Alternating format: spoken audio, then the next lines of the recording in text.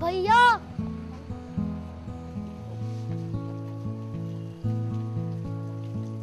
भैया आपने तो आधी जिंदगी जी ली, हमारी तो अभी पूरी बाकी है।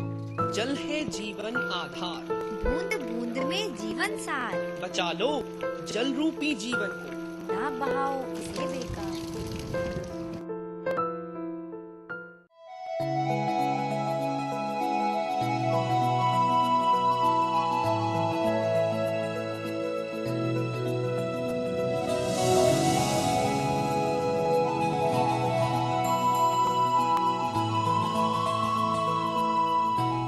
मानव जीवन की बुनियादी आवश्यकताओं में से एक पानी या कहें जल आज मानव अस्तित्व को चुनौती दे रहा है कि मुझे यूं ही बर्बाद किया जाता रहा तो वह दिन दूर नहीं जब मानव पानी की कमी से अपने प्राण त्याग देगा।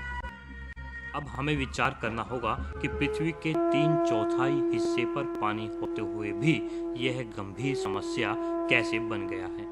वास्तविकता तो यह है कि इस 3/4 पानी में से केवल और केवल 2% ही पानी पीने के योग्य है।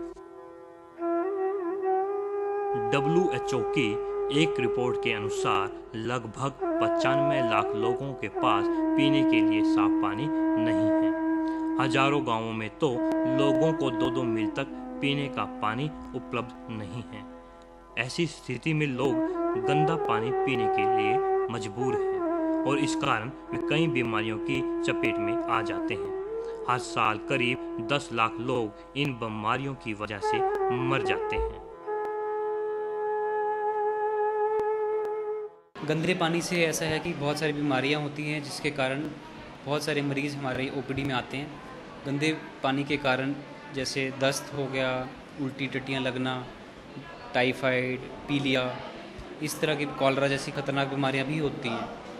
शुद्ध पानी की हो रही कमी का मुख्य कारण लगातार गिर रहा भूमिगत जल स्तर है और इस सब के लिए जिम्मेवार है मानव। कवि रहीम ने कहा है कि रहीमन पानी राखिए, बिन पानी सब सून, बिन पानी ना उबरे मोती मानस चून।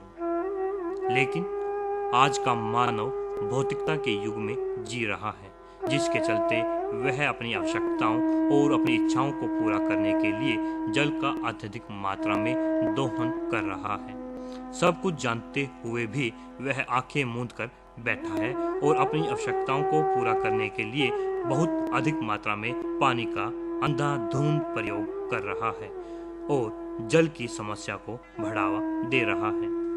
भारत कृषि प्रधान देश है और इस कारण घटता जल स्तर एक बड़ी समस्या के रूप में हमें चुनौती दे रहा है, खतरे की घंटी बजा रहा है।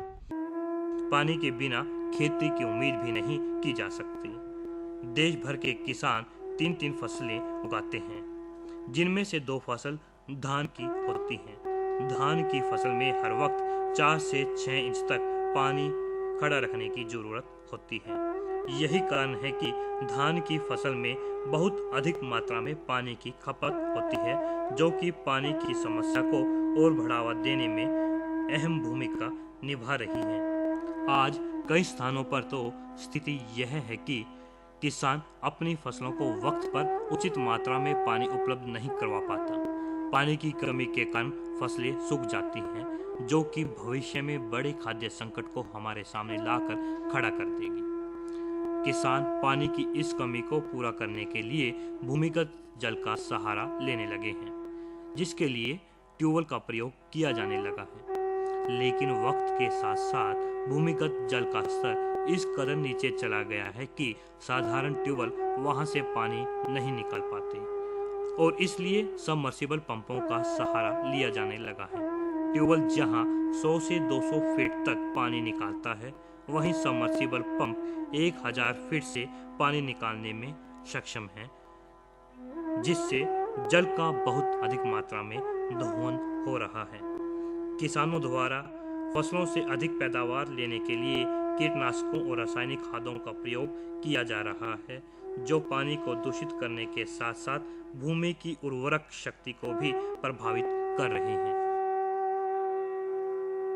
कुछ समय पहले तक नहरों के आसपास जल स्तर काफी अच्छा होता था, लेकिन आज बड़ी नहरों को पक्का कर दिया गया है, जिस कारण नहरों के आसपास के इलाकों में पानी का रिसाव रुक गया है और जल स्तर नीचे चला गया है। जल की मात्रा को पूरा करने का एकमात्र प्राकृतिक विकल्प वर्षा है, लेकिन आजकल जंगलों की कटाई के कारण वर्षा की मात्रा में कमी आ रही है। वर्षा की कमी से पानी की कमी के साथ साथ ग्लोबल वार्मिंग की समस्या भी बढ़ गई है। जल स्तर नीचे गिरने का कारण है पेड़ों की अवैध ढंग से अंधाधुंध कटाई। ये पेड़ कई वर्षों तक तैयार नहीं होता और आधे घंटे के अंदर जो पेड़ 40 वर्ष के अंदर तैयार किया जाता है उसका कटान कर दिया जाता है, जो वाष्पीकरण को और इसको जल स्तर को बढ़ाने में सहयोग करता है। उसकी कटाई होने के बाद वो जल स्तर नीचे जाएगा। नए नए औद्योगिक केंद्रों के स्थापित होने के कारण पानी की खपत बढ़ती जा रही है। उद्योगों में भी पानी का अत्यधिक प्रयोग किया जाता है और इनसे निकलने वाले गंदे पानी को लोग नदियों और नहरों में बहा देते हैं। नदियों में गंदा पानी मिलने से नदियों का पानी भी प्रदूषित हो गया है। वैज्ञानिक युग में भी भारत आस्था और विश्वास का केंद्र है, जहां लोग आज भी अपनी परंपराओं से जुड़े हैं और परंपराओं के नाम पर, अंधविश्वास के नाम पर पूजा की सामग्री, अस्थियां तथा बड़ी बड़ी मूर्तियों को नदियों में बहा दिया जाता है। कई जगह तो मृत शवों को भी पानी में बहा दिया जाता है। स्थिति यह हो गई है कि आज एक आम आदमी को पीने का साफ पानी मिल पाना नामुमकिन हो गया है। पानी के कुएं लगभग सूख चुके हैं। बहुत से क्षेत्रों में तो कई कई दिनों तक पानी नहीं आता। यही कारण है कि लोगों को पानी खरीदकर पीना पड़ता है। दूध दही के इस देश में जहां दूध की कीमत 25 रुपये प्रति लीटर चली गई है, वहीं पानी की कीमत भी 15 रुपये प्रति लीटर हो गई है।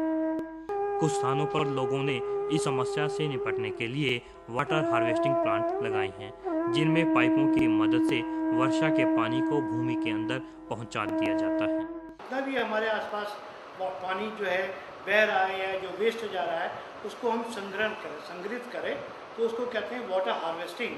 तो रूफ से जो पानी आता है उसको रूफ वाटर हार्वेस्टिंग कहते हैं, और रूफ वाटर हार्वेस्टिंग के लिए हम रिचार्ज वेल बनाते हैं। इस समस्या को ध्यान में रखते हुए किसानों ने कुछ ऐसी फसलों को बढ़ावा दिया है जिनमें पानी की खपत बहुत ही कम मात्रा में होती है, लेकिन यह काफी नहीं है। इसके लिए समाज को जागरूक होना होगा। यह दिन दूर नहीं जब मानव पानी की एक एक बूंद के लिए तरस जाएगा और पृथ्वी मरुस्थल बनकर रह जाएगी और पानी के लिए जंग लड़ी जाएगी। मानव रक्त पानी से सस्ता होगा और सब जगह त्राहिमाम त्राहिमाम की गूंज होगी।